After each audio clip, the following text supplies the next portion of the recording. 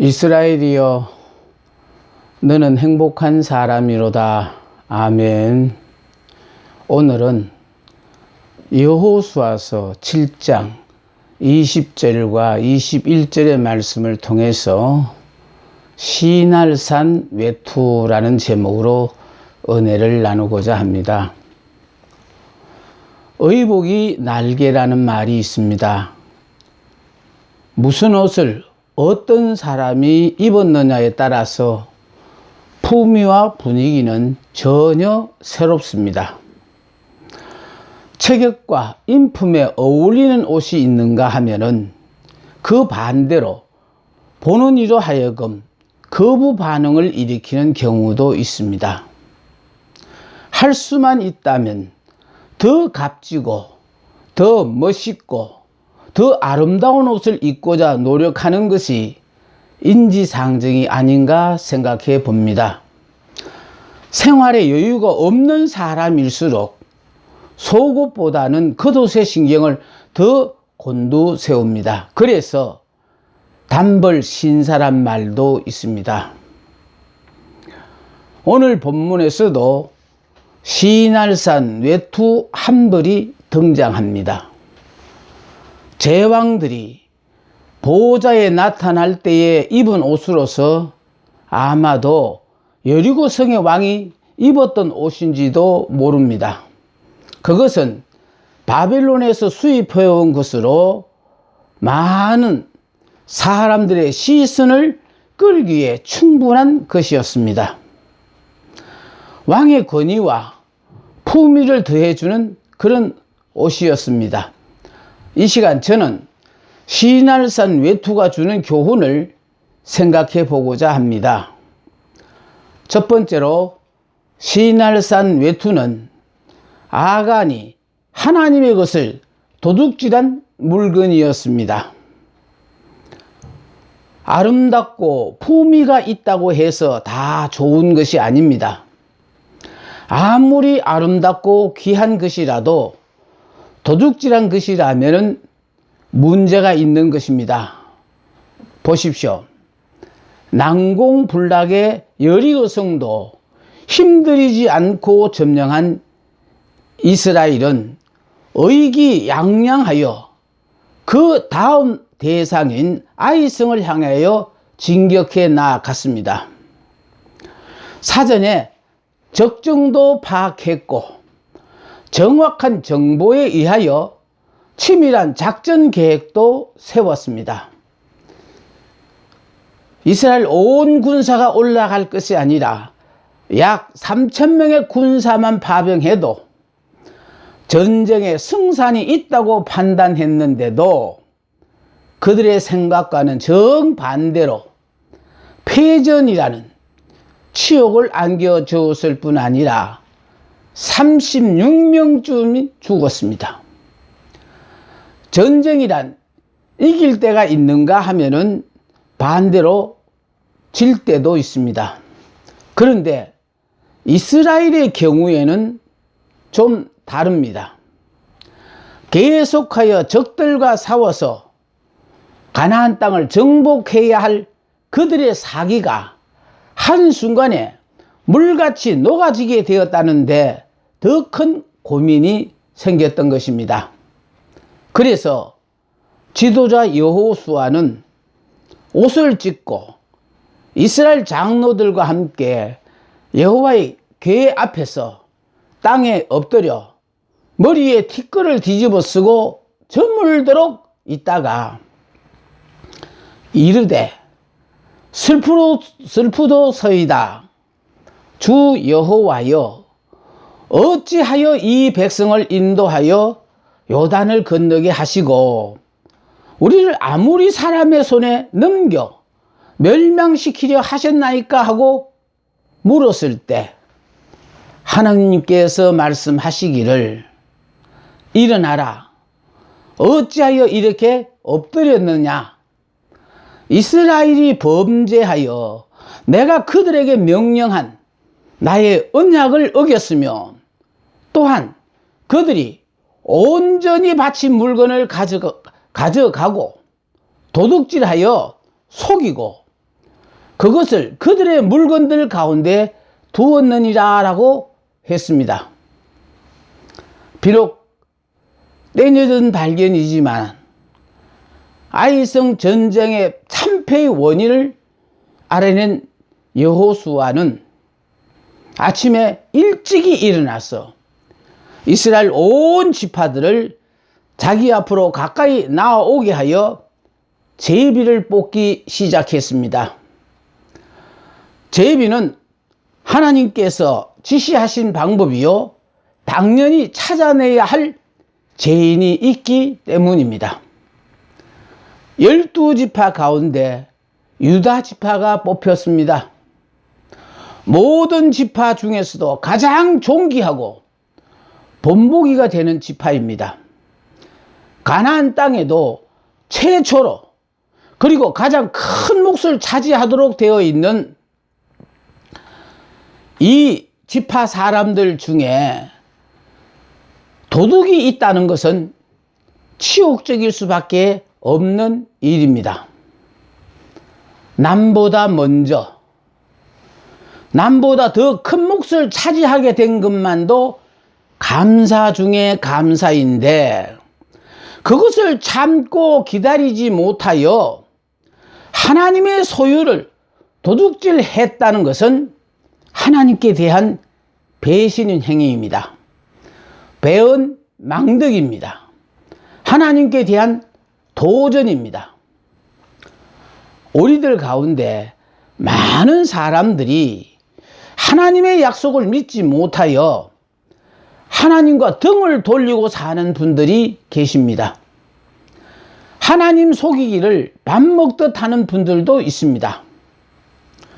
그런 자들이 이제 막 신앙생활을 시작한 초보자라면 이해라도 하련만, 두렵게도 가장 크신 사랑을 받은 자들이 그것도 꼭 의지해야 될 때에 하나님을 배신하는 행위는 참으로 가슴 아픈 일입니다. 제비는 유다 지파 중에서 세라 족속이 뽑혔고, 세라 족속의 각 남자를 가까이 나오게 하였더니 결국 아간이라는 범인이 속출되었습니다.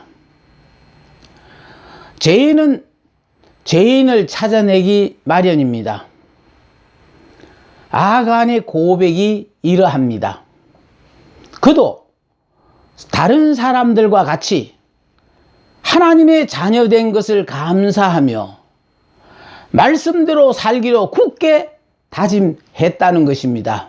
그런데 어느 날 여리고성을 노략할 때 어떤 집에서 훌륭한 바벨산의 옷 한 벌을 발견했는데, 그것을 보는 순간에 자기 눈과 마음이 뒤집혔다는 것입니다.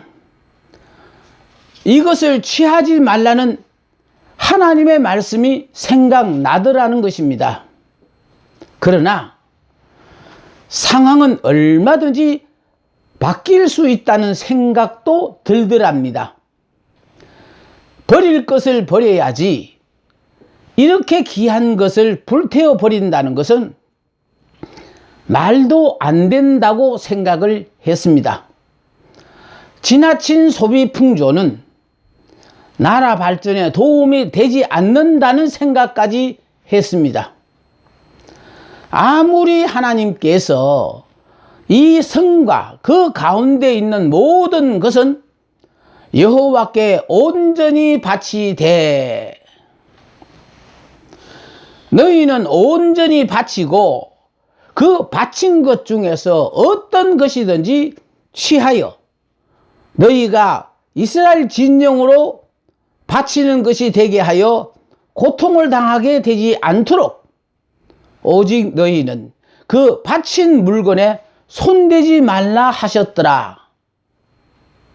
하더라도 이것을 당분간만 숨겼다가 얼마의 시간이 지난 후에 끄집어내어 내가 입는다면 두고두고 가장 좋은 옷으로 그 값어치를 드러낼 거라고 생각했을 때에는 이 물건만은 불에 태우지 않아도 괜찮으리라는 대담한 용기도 생겼습니다.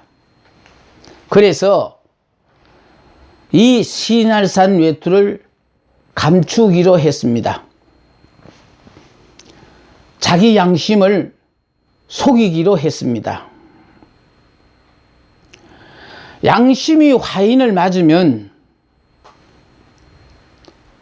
하나님은 완중에서 사라지고 맙니다.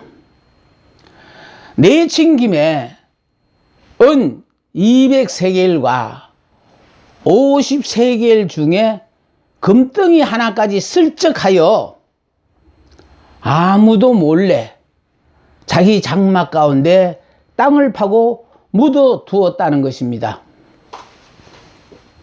사랑하는 성도 여러분, 어떤 물건을 훔쳤느냐가 중요한 것이 아니라 하나님의 백성이 하나님의 눈을 피해보려고 했다는 것이 문제입니다. 이것은 구원에 대한 사랑을 거역하는 행위요, 심판을 거역하는 행위입니다. 시편 50편 21절에 의하면은 내가 나를 너와 같은 줄로 생각하였도다 라고 했습니다. 하나님이 기뻐하지 않는 일을 대담하게 저질러 놓고도 그것을 합리화시키려고 안간 힘을 쓰는 교인들의 모습을 봅니다. 하나님이 저주해버린 것을 가짐으로 함께 저주의 소용돌이 속에서 헤어나지 못하고 발부둥치는 불행한 사람들을 봅니다. 믿음의 사람들이 하나님을 알지 못하는 세상 사람들과 짝짝꿍이 되어서 할 짓 못할 짓을 가리지 않고 행하는 모습을 보게 됩니다. 남의 물건을 훔치는 것만이 도둑질이 아닙니다. 하나님이 기뻐하지 않는 일을 해놓고도 건부를 뒤집어 쓰고 통회하기는커녕 갖가지 핑계를 대려고 하는 것도 행위적인 도둑질입니다.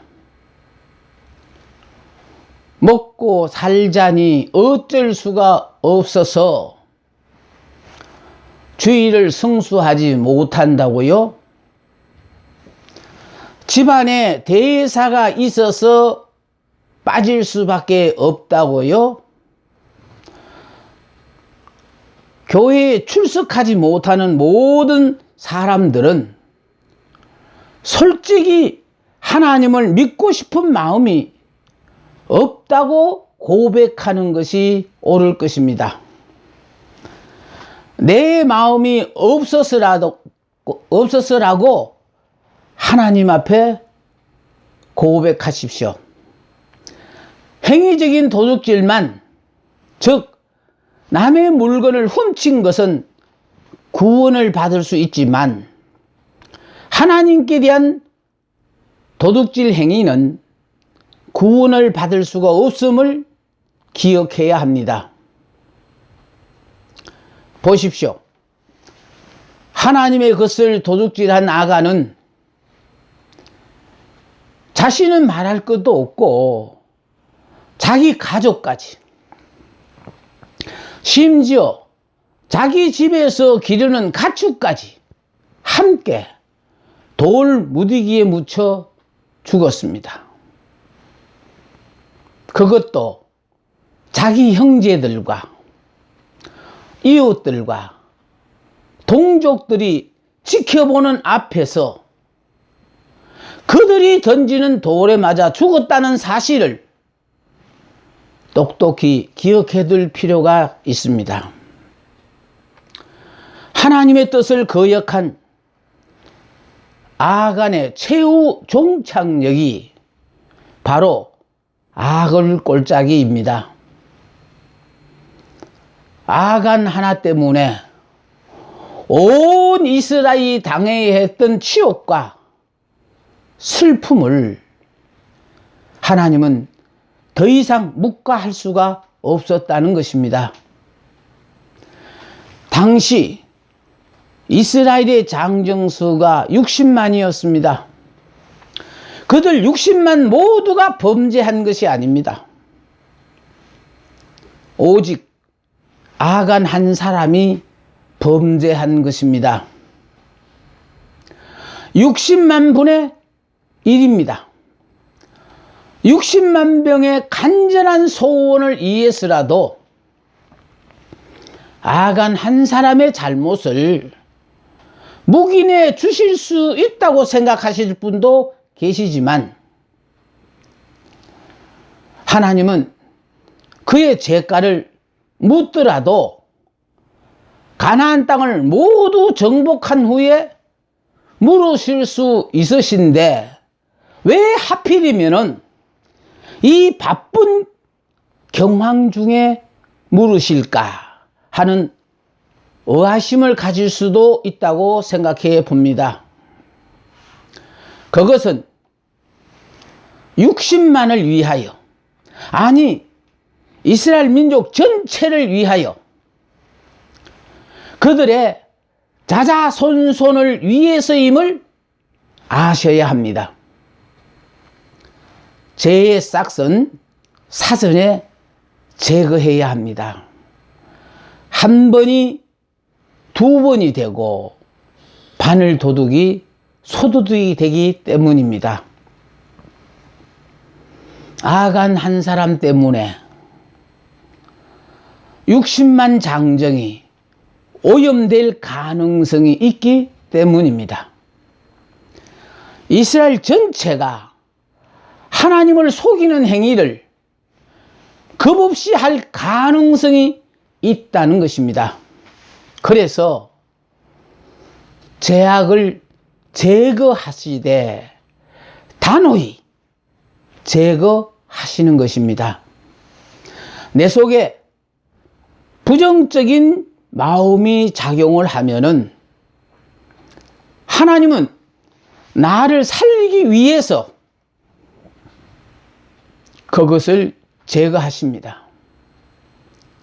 은밀한 가운데 저질러진 나의 비밀을 하나님은 드러내기 위해서 좀 더 가까이, 좀 더 깊숙이 접근해 오시는데 그때마다 아간처럼 모든 것이 백일하에 드러날까지 시치미를 떼고 배짱을 부리고 계셔서는 안 될 것입니다.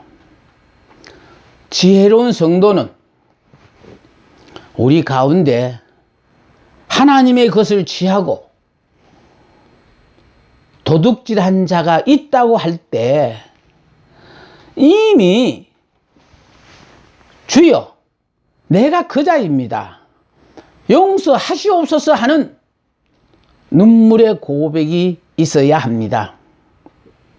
가룟 유다가 너희들 가운데 나를 팔 자가 있다는 예수님의 사랑스러운 충고를 들었을 때 그의 안색이 변하며 주여 그 자가 바로 저입니다 하는 고백을 했어야 옳았습니다.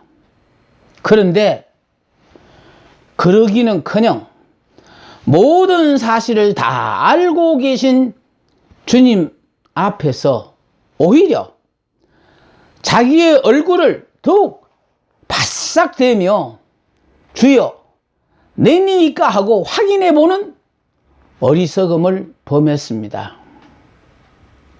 행여 이 시간 우리들 가운데 하나님이 원하시지 않는 것과 함께 하고 계신 분은 아니 계신지요? 저주받은 물건을 자기들의 기구 가운데 갖다 보관하고 계신 분은 아니 계신지요? 그리고 그것 때문에 불안에 떨고 있지는 않으신지요? 저주받은 물건은 자기들의 기구 가운데 갖다 두었다는 것은 마치 간첩을 자기 집에 숨겨둔 것과 같습니다. 부적을 몸에 지니고 다니며 예수를 믿는 사람, 어려운 일을 당할 때마다 하나님 앞에 기도하기는커녕 점쟁이를 찾아다니며 두둑한 복채를 내놓는 인심 좋은 교인들, 이들은 하나님을 섬기면서도 하나님을 속이는 도덕적 행위를 병행합니다. 그리스도 안에서는 예와 아니요 뿐입니다. 중간이라는 것은 있을 수도 없습니다. 우리들 가운데 어떤 사람도 저주받은 물건, 이미 하나님이 저주해버린 물건을 가짐으로 저주의 대상이 되어서는 아니 되겠습니다. 여리고성의 모든 것은 심판의 대상으로 이미 저주하고 증오한 물건입니다. 세상의 모든 것은 이 세상의 불에 탈 때 함께 없어지고 말 허탄한 것들입니다. 그것들 때문에 하나님을 속여서는 아니 될 것입니다. 인간의 생각으로 설마 그럴 수가 있을까 하는 하찮은 생각으로 죄를 범합니다. 그러나 물과 기름은 어울릴 수가 없습니다. 소돔과 고모라 성에 멸망받을 사람들과 의인 롯은 구별됩니다.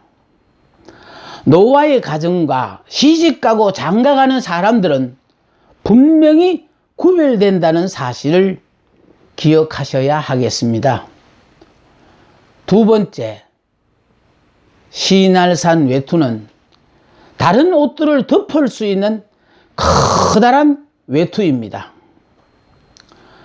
시날산 외투는 왕들이 입는 권위적인 옷일 뿐만 아니라 모든 속옷을 단숨에 덮을 수 있는 커다란 외투입니다. 인위적인 방법, 곧 감추며 위장하는 외투입니다. 비록 속옷은 낡고 누추해도 이 옷만 걸치면 그런대로 모든 것이 커버되는 그런 옷입니다. 겉과 속이 다른 사람들이 즐겨 입는 옷입니다. 말과 행위가 다른 사람들이 즐겨 찾는 옷입니다. 내용과 포장이 다른 사람들이 길을 쓰고 찾아 나서는 물건입니다. 자기 믿음은 사실 그 수준에 이르지 못하면서도 잘 믿는 척 위세를 부리는 자들이 즐겨 입는 옷입니다. 가진 것이라고는 무일푼인 사람들이 부자인 채 거드름을 피우며 허세를 부릴 때 즐겨 입는 옷입니다. 믿는 자들 앞에 가면 성도로 행세하고 불신자들 앞에 가면 세상 사람으로 변하는 사람들이 즐겨 사용하는 옷입니다. 믿음으로 살고자 하시는 여러분, 우리는 모두 주님의 자녀이고 빛의 자녀입니다. 빛의 자녀는 가려진 부분이 있을 수 없습니다. 빛 대신 주님 앞에 선 자는 누구든지 자기의 허물이 드러나기 마련입니다. 흑암의 금세가 자리 잡을 틈이 없습니다. 마음이 마냥 기쁩니다. 주님 앞에 나온 내가, 주님의 자녀자가 되었다고 자부하는 내가 아직도 마음에 참 평안과 기쁨이 없다면 나는 나 자신도 모르게 시날산 외투를 벗지 않을 때 다른 사람들은 모두 죄인들 같고 자기만이 오로지 의인으로 보입니다. 다른 사람은 모두가 시시해 보이며 자기만이 잘난 것으로 착각하게 되어집니다. 마태복음 21장 31절 하반절에 내가 진실로 너희에게 이르노니 세리들과 창기들이 너희들보다 먼저 하나님의 나라에 들어가리라고 했습니다. 세리와 창기는 그 당시 이름만 들어도 자타가 공인하는 죄인들입니다. 다시 말해서 극과 속이 같고 행위와 이름도 같다는 말씀입니다. 그래서 그들은 감히 하늘을 우러러 쳐다보지도 못하고 성전에 들어갈 수도 없어서 다만 가슴만 치며 자기들의 죄를 고백했을 때 하나님은 그들이 당시 가장 잘 믿는다고 자부하던 자타가 공인하던 바리새인들과 서기관들보다 먼저 하나님의 나라에 들어가리라고 말씀하셨습니다. 그렇지만 당시 잘 믿는다고 자부하던 바리새인들을 향해서는 예수님께서 독사의 자식들이라고 질책을 하셨습니다. 그 많은 사람들이 다니는 시장 의기에 따로 서서 기도하기를 하나님이여 나는 다른 사람들 곧 토색, 불의, 간음을 행하는 자들과 같지 아니하고 이 세리와도 같지 아니함을 감사하나이다. 나는 일회에 2번씩 금식을 하며 소득의 11조를 드리나이다 하고 목에 힘을 주고 거만을 떨지만 하나님은 그들의 기도를 듣지 않으셨다는 것입니다. 그들은 감사하다고 기도했으나 그들의 기도의 말 속에는 조금도 감사의 마음이 들어있지 않습니다.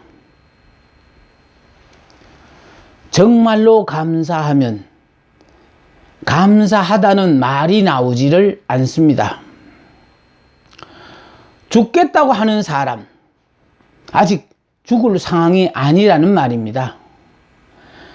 그는 단지 자기가 보는 견지에서의 자기의 위대함을 자랑했을 뿐입니다. 그는 계속해서 나는 일회에 2번씩 금식하고 또 소득의 11조를 드리나이다고 하나님께 자기의 잘한 점만을 열거함으로써 자기가 얼마나 훌륭한 사람인가를 과시하고 있으니 성경은 분명히 의인은 없나니 하나도 없다고 말했습니다. 왜 그랬을까요? 그는 자신도 모르게 자기의 허물을 가릴 외투를 걸치고 있었기 때문입니다. 하나님 앞에 누가 감히 나는 죄가 없다고 고백할 사람이 있겠습니까? 우리 주님 앞에 나오면 우리가 잘나고 똑똑해서 하나님 앞에 자신을 나타내고 인정받기 위함이 아니라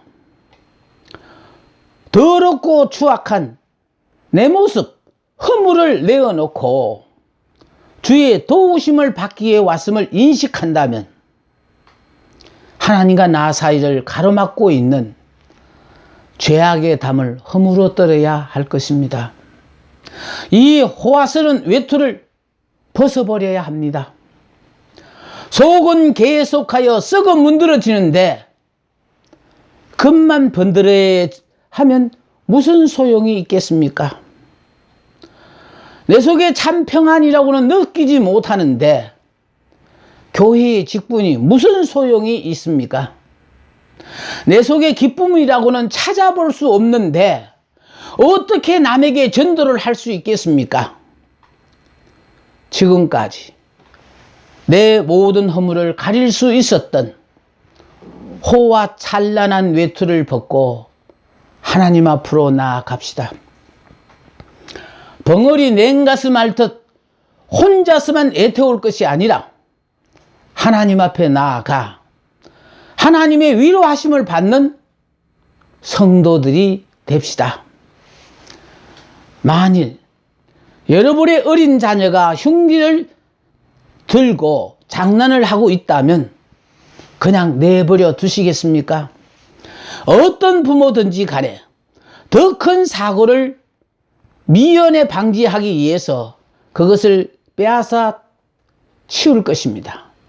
만일 그때 어린 것이 순순히 순종하면 다행이지만 그렇지 못할 경우에는 폭력도 불사할 것입니다. 그럴 때 그 아이를 때렸다고 해서 그 아이를 미워하는 것이 아닙니다. 비록 그 정도가 지나쳐서 팔다리가 부러졌다 하더라도 그것은 저주가 아니야 축복이요. 자녀의 생명을 책임진 따뜻한 부모의 사랑입니다. 이것이 바로 우리 하나님의 사랑입니다. 지금껏 걸치고 다닌 미련 때문에 너무 포근하게 나를